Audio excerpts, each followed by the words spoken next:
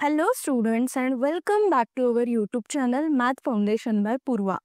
आज आपण या व्हिडिओमध्ये बघणार आहोत थेरम ऑन इक्वल रेशोज हा टॉपिक आणि त्यानंतर आपण प्रॅक्टिस सेट 4.4 चे क्वेश्चन नंबर 1, 2, 3, 4 सॉल्व करू. सो सगळ्यात आधी आपण बघू फर्स्ट रूल.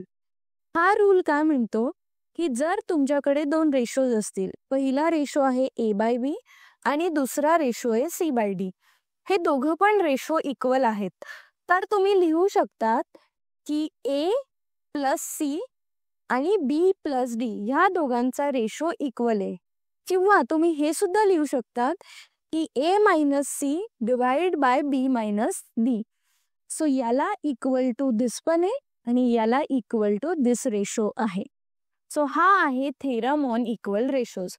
सेम दुसरा अजून एक वे की तुम्ही हा जो रेशो लिहिलाय हा रेशो आहे a plus C divide by b plus D. जर तुम्ही याला एका नंबरने मल्टिप्लाय केला विच इज 2 आणि सेम याला सुद्धा 2 ने मल्टिप्लाय केला, सेम c ला जर तुम्ही 3 ने मल्टिप्लाय केला आणि d ला 3 ने मल्टिप्लाय केलं तर हा रेशो सुद्धा सेमच असतो. सो हेच मी रूल मध्ये लिहिलंय की तुम्हाला जर दोन रेशो दिलेले असतील a/b इक्वल टू c/d तर तुम्ही त्याला ह्या फॉर्म मध्ये लिहू शकतात. ह्या फॉर्म मध्ये कसं लिहिताय, तुम्ही या फर्स्ट रेशोला एका k ने मल्टिप्लाय केलं प्लस तुम्ही या सेकंड रेशोला m ने मल्टिप्लाय केलं. पण रिमेंबर न्यूमरेटर आणि डिनॉमिनेटरला सेम व्हॅल्यूने मल्टिप्लाय करावं लागेल तरच तुमचा हा रेशो इक्वल असणार. हा आहे first rule of theorem on equal ratios. आता सेकंड रूल काय सांगितलंय त्यांनी, जर तुमच्याकडे 3 रेशोज असतील, पहिला आहे a/b, दुसरा आहे c/d आणि तिसरा आहे e/f. हे 3 रेशोज इक्वल आहेत तर तुम्ही त्यांचं न्यूमरेटर ऍडिशन आणि डिनॉमिनेटर ऍडिशन जर केली म्हणजेच a plus C plus E divide by b plus D plus f हे दोघं पण रेशोज इक्वल रेशोज असतील. हा आहे सेकंड रूल. आता हे दोन रूल तुम्हाला लक्षात ठेवावे लागेल कारण याच्याच बेसिसवर आता आपण प्रॅक्टिस सेट 4.4 चे प्रॉब्लेम सॉल्व करू. सो सगळ्यात आधी आपण प्रॅक्टिस सेट 4.4 चा क्वेश्चन नंबर फर्स्ट बघूया. क्वेश्चन नंबर फर्स्ट दिला आहे fill in the blanks of following. So एक रेशो दिला आहे आणि त्याच्यामध्ये जे ब्लँक व्हॅल्यूज आहेत ते आपल्याला फिल इन करायचे आहे. सो जे पण दिलेलं आहे आधी मी ते लिहून घेतलं. आता हा रेशो बघून आपल्याला एक विचार येतो की याच्यामध्ये आपण कोणता रूल वापरू शकतो. सगळ्यात आधी जेव्हा पण रेशोज आणि प्रपोर्शनचे तुम्हाला प्रॉब्लेम येतील, क्वेश्चन बघितल्यानंतर हे विचारायचं की मी याच्यात कोणता रूल वापरू. सो याच्यात आपण रूल वापरणार theorem on equal ratios. Theorem on equal ratios हा रूल मी का वापरला, कारण बघा याच्यात हा आहे a/b equal to c/d. So या a ला एका नंबरने मल्टिप्लाय केलंय आणि c ला दुसऱ्या नंबरने मल्टिप्लाय केलंय. सो हेच आपण थेरम ऑन इक्वल रेशोज मध्ये बघितलं. सो मी काय करते, याला फक्त मल्टिप्लाइड साइन मध्ये लिहिलंय. आता मला सांगा की याच्यामध्ये k आणि m कोणता आहे. करेक्ट. सो हा आहे k आणि याच्यामध्ये हा आहे m, कारण x म्हणजे a आणि y म्हणजे c आहे. सेम याच्यामध्ये हा आहे k आणि 9 म्हणजे झाला m. आता आपल्याला काय करायचंय, डिनॉमिनेटर भरायचंय. डिनॉमिनेटर म्हणजे काय, b multiplied by k. So b म्हणजे 7 multiplied by 3 plus 3 multiplied by m ची व्हॅल्यू आहे 5. इथं पण काय येणार मग, 7 multiplied by 7 minus 9 multiplied by 3. So आता आपण सिंपल हा प्रॉब्लेमला सॉल्व करू. न्यूमरेटर तसंच ठेवला, 7 मल्टिप्लाइड बाय 3 होणार 21 प्लस 5 3 जा होतो 15, 7 7 जा 49 मायनस 9 3 जा झालं 27. आता आपण याला सिंपल सॉल्व करू. 21 प्लस 15 होणार 36 आणि 49 मायनस 27 होतो 22. सो आपलं फायनल आन्सर आलेलं आहे x divide by 7 equal to y divide by 3 is equal to 3x plus 5y by 36 आणि ह्या साईडला आलं 7x minus 9y bye 22. So आपल्याला जे फिलिंग द ब्लँक्स करायचे होते त्याचं इथं आपल्याला आन्सर मिळालेलं आहे. आता आपण जाऊयात प्रॅक्टिस सेट 4.4चा क्वेश्चन नंबर 2 कडे. हा क्वेश्चन नंबर 2 कसा सॉल्व्ह करायचा आहे हे आपण याच्यात बघूया. सो याच्यात काय दिलेलं आहे, if 5m minus n equal to 3m plus 4n then find the value of following expression. So आपल्याला हे गिवन दिलेलं आहे. ह्या गिवन व्हॅल्यूज वरून ह्या रेशोचं आपल्याला व्हॅल्यू फाइंड आउट करायची आहे. सिंपल क्वेश्चन कळाला. आता आपण ह्या क्वेश्चनला सॉल्व्ह करू. सगळ्यात आधी आपण काय करतो, तर एक जे पण गिवन आहे ते आपण लिहून घेतो. आता याच्यात आपण काय करणार, रेशो फाइंड आउट करायचं ट्राय करू. सो मी काय करते, 5m मायनस n ला ह्या साईडलाच ठेवते आणि या सगळ्या व्हॅल्यू अपोजिट साईडला आणते. तो हा प्लस 3n होणार मायनस 3m आणि प्लस 4n होणार मायनस 4n इक्वल टू आलं 0. m आणि m एका ब्रॅकेटमध्ये घेते आणि n च्या व्हॅल्यू पण एका ब्रॅकेटमध्ये घेते, पण दोघं पण निगेटिव्ह आहे म्हणून मायनस काढलं बाहेर. सो इथे आलं n plus 4n equal to 0. So 5m minus 3m किती होणार, 2m मायनस साइन हा झाला 5n इक्वल टू 0. तो आता 2m इक्वल टू आपण लिहिणार 5n. तर हा प्रॉब्लेम पुढे सॉल्व्ह करू. सो आपल्याला काय मिळालं, 2m इक्वल टू 5n आणि m बाय n जर काढायचं असेल तर आपण सिंपल 5 ला इथंच ठेवू आणि ह्या 2 ला ह्या साईडला आणू. आपल्याला क्वेश्चन मध्ये m square plus n square divide by m square minus n square काढायचं आहे. म्हणजे आपल्याला n स्क्वेअर आणि n स्क्वेअरची व्हॅल्यू लागेल. सो आपण काय करू, दोघं साईडला स्क्वेअर करून घेऊ. सो इथं आलं m square minus n square equal to 5 square येणार 25 आणि 2चा स्क्वेअर येणार 4. तो आपल्याला क्वेश्चन मध्ये जो रेशो दिलेला आहे तो जर काढायचा असेल तर आपल्याला कॉम्पोनेंडो आणि डिव्हिडेंडो मेथड यूज करावी लागेल. ह्या मेथडने आपल्याला मिळतं की a by b equal to c by d असेल तर आपण a plus b divide by a minus b लिहू शकतो equal to c plus b divide by c minus d. याच्यामध्ये ही व्हॅल्यू आहे a, ही आहे b व्हॅल्यू, 25 c आहे आणि 4 आहे d. तो सिंपल ह्या फॉर्म मध्ये कसं येणार, m square plus n square divide by m square minus n square equal to 25 minus plus 4 divide by 25 minus 4. आता सिंपल आन्सर आलं m square plus n square divide by n square minus n square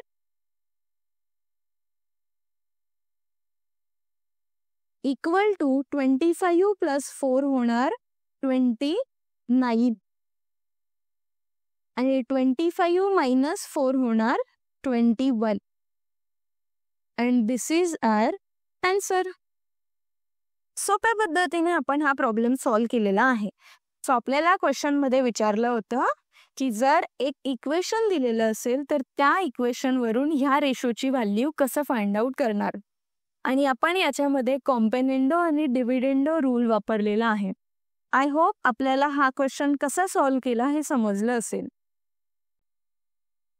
आपण आता solve करू practice set 4.4चा question number 3.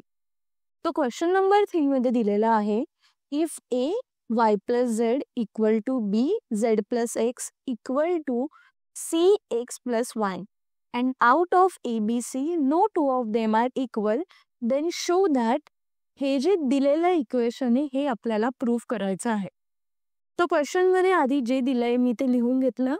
आता जे दिलेलं आहे, जो इक्वेशन आपल्याला दिलेला आहे त्याला जर ऑब्झर्व केलं आणि जे इक्वेशन आपल्याला प्रूफ करायचंय ते जर बघितलं, तर हे रेशोच्या फॉर्ममध्ये आणि इथे आपल्याला सिंपल इक्वेशन दिलं. तर याला जर आपल्याला रेशो बनवायचं असेल तर याच्या डिनॉमिनेटरला काहीतरी व्हॅल्यू पाहिजे. तर ती व्हॅल्यू मिळवण्यासाठी आपण त्याला डिव्हाइड करू ABC ने. सो वरचं इक्वेशन तर सेम राहणार, खाली काय येणार मग ABC जो टर्म आहे याच्याने आपल्याला डिवाइड करायचं. आता फर्स्ट टर्म मधून हा A आणि हा A कॅन्सल होईल, सेकंड टर्म मधून हा B कॅन्सल झाला आणि थर्ड टर्म मधून C कॅन्सल झाला. सो जे पण उरलेलं आहे ते इक्वेशन आलं y plus Z divide by BC equal to Z plus X divide by AC equal to x plus Y divide by AB. हे इक्वेशन मिळालं. आपल्याला फाइंड आउट काय करायचं आहे, फाइंड आउट आपल्याला हे करायचं आहे की y minus Z divide by AB by C equal to Z minus X divide by BC minus A equal to x minus Z divide by C of A minus B. बरोबर. आणि आपण हे find out केलं. So ह्या इक्वेशनला येण्यासाठी आपल्याला सगळ्यात आधी ह्या दोघांची मदत लागेल, y प्लस झेड आणि z प्लस एक्स. बरोबर. सेम वेने आपण हे दोन इक्वेशन घेऊ आणि लास्ट मध्ये हे दोन इक्वेशन घेऊ. हे दोन इक्वेशन घेऊन आपल्याला काय व्हॅल्यू मिळतात ते आपण फाइंड आउट करू आता. ठीक आहे. तर आपण सिंपल थेरम ऑन इक्वल रेशोजचा वापर करू, ज्याच्यामध्ये जर आपल्याला दोन रेशोज दिलेले असतील A by B equal to C by D, then आपण A minus C divide by B minus D लिहू शकतो. आता हे जे दोन रूल्स आहे किंवा हे दोन रेशोज आहे हे आपण कसे शोधणार, आता जे मी सांगितलं त्या वेने शोधू. सगळ्यात आधी आपण हे दोन रेशोज घेऊ, त्यानंतर आपण पुढचे दोन रेशोजचं सॉल्व करू आणि त्यानंतर उरलेले दोन रेशोज सॉल्व करू. ठीक आहे. इथपर्यंत काही डाऊट आहे? ओके. आता हे जेव्हा दोन रेशो घेणार आहे तेव्हा हा आपला A बाय B राहणार आणि हा C बाय D राहणार. आपल्याला काय करावं लागेल, A which is y plus z minus C z plus x divided by B minus D which is BC minus AC. Same वेने खाली करून घेऊ पटकन. z plus x minus x plus y divide bye आलं AC minus AB. Third याच्यामध्ये आलं y plus Z minus x plus Y divide by BC minus AB. आता simple एकेकाला solve करू. सो इथून काय येणार, हा बघा प्लस झेड आणि मायनस झेड कट झाला आणि ही मायनस साइन याला मायनस होणार. सो इथं येणार y मायनस एक्स, खाली आलं C जर कॉमन काढला तर इथं आलं B मायनस A. इथून काय कट होणार, हा x आणि हा x. सो इथं आलं z मायनस y, खाली A जर कॉमन काढला तर आलं C minus B. Next term जो आहे त्याच्यामधून आपल्याला हा प्लस वाय आणि मायनस वाय कट होईल आणि येणार z मायनस एक्स, खाली आलं B जर कॉमन काढला तर C मायनस A. आता आपल्याला जे एक्झाम्पल दिलेलं होतं किंवा आपल्याला जे प्रूफ करायचं होतं त्याच्यामध्ये काय होतं, हा जो y आहे y मायनस एक्सच्या जागी x मायनस वाय आहे. सो x मायनस वाय येण्यासाठी याची साईन निगेटिव्ह केली, तसंच आपण याला पण निगेटिव्ह करावं लागेल, मग म्हणजे उलटं करावं लागेल. सो इथं येणार C A मायनस B, दोघांमधून आपण निगेटिव्ह कॉमन काढला म्हणून. तो सेम वेने इथं सुद्धा आपल्याला y मायनस झेड हवा आहे.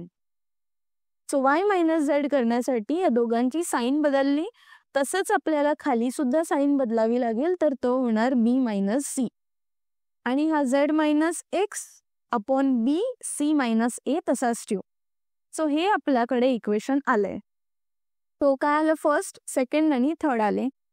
आपल्याला माहिती आहे की हे जे तीन आहे हे फर्स्ट सेकंड आणि थर्ड याच्यामधले जे व्हॅल्यूज आहेत ते इक्वल आहे. जर हे इक्वेशन इक्वल असेल तर हे पण इक्वेशन इक्वल येईल. So hence if this, then आपण काय लिहिणार, x minus y by p of a minus b equal to y minus z, खाली आलं a of b minus c equal to z minus x by b of c minus a. आणि हेच आपल्याला proof करायचं होतं. So लास्टमध्ये खूप important आहे हे लिहिणं की हेन्स प्रूव्ड, कारण याचे सुद्धा काही एक्झामिनर हाफ मार्क्स कट करतात. म्हणून आठवणीने जेव्हा प्रूफ करायचं इक्वेशन येईल, क्वेश्चन असेल, तेव्हा हेन्स प्रूव्ह लास्ट सेंटेन्स असलं पाहिजे. तर अशा पद्धतीने आपण हा प्रॉब्लेम सॉल्व्ह केलेला आहे. आता आपण बघू प्रॅक्टिस सेट 4.4चा क्वेश्चन नंबर 4.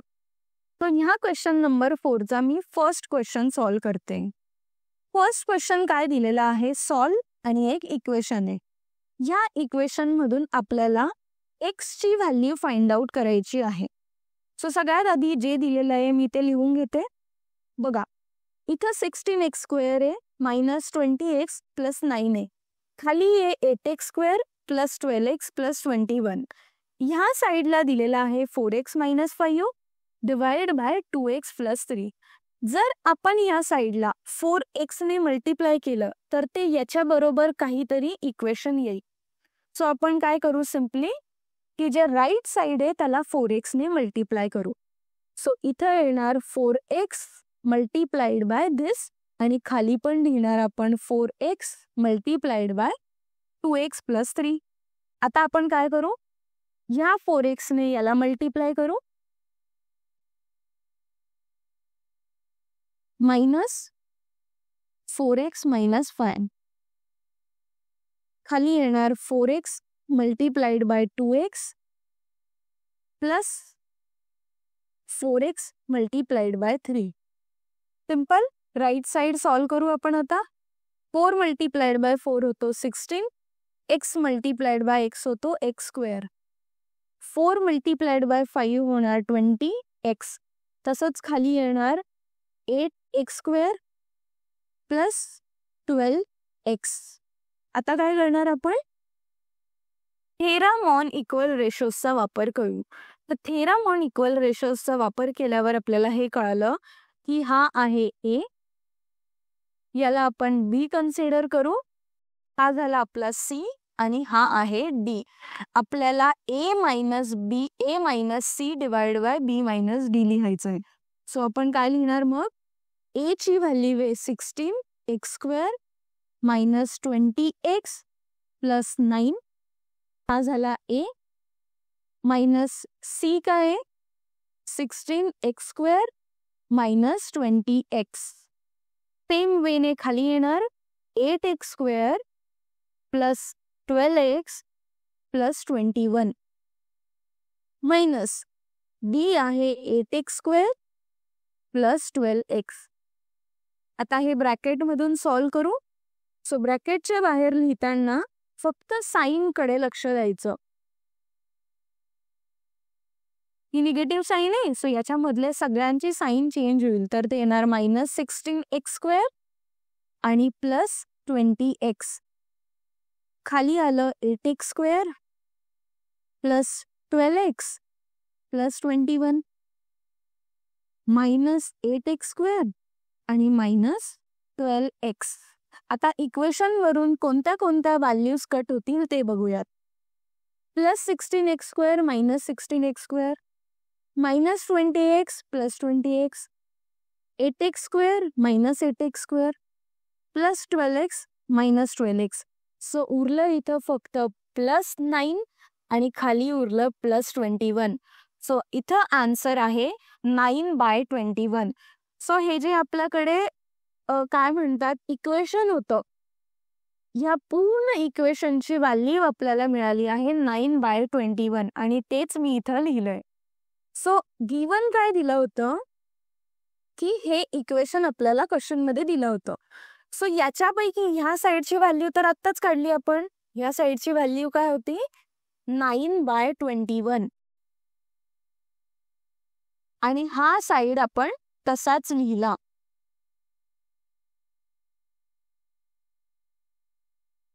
x ची व्हॅल्यू काढण्यासाठी आपल्याला क्रॉस मल्टिप्लाय करावं लागेल. सो इथं येणार 9 मल्टिप्लाइड बाय 2x. सॉरी, हे रब करते मी आधी. सो इथं येणार 9 multiplied by 2x plus 3 equal to 21 multiplied by 4x minus 5. आता सिंपल 9 ने 2x ला मल्टिप्लाय करणार प्लस 9 ने 3 ला मल्टिप्लाय करणार इक्वल टू सेम इथं पण 21 multiplied by 4x minus 21 multiplied by 5. आता 9 मल्टिप्लाइड बाय 2 होतो 18x plus 27 equal to 21 multiplied by 4 जर केलं तर तो 84 येतो आणि 21 मल्टिप्लाइड बाय 5 असतो 105.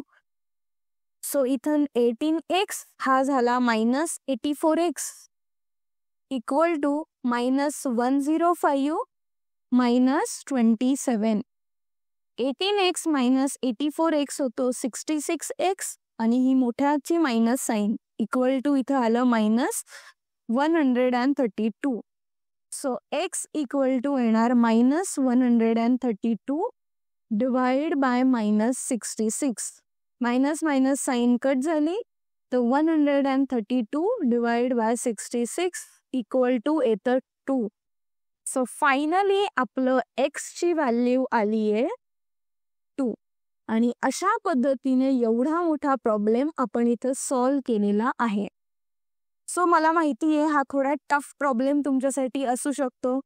एक दोनदा हा प्रॉब्लेम बघा, स्वतः सॉल्व करा आणि अशा टाईपचा अजून एक प्रॉब्लेम आहे क्वेश्चन नंबर 4 मध्ये, तो सुद्धा तुम्ही सॉल्व करा आणि त्याचा आन्सर मला कमेंट सेक्शनमध्ये सांगा. व्हिडिओ थोडाही आवडला असेल, माझी शिकवण्याची पद्धत तुम्हाला आवडत असेल तर कमेंट सेक्शनमध्ये तसं मेन्शन करा. म्हणजे मला खूप छान वाटतं की मी जे शिकवते ते काहीतरी तुम्हाला समजतंय.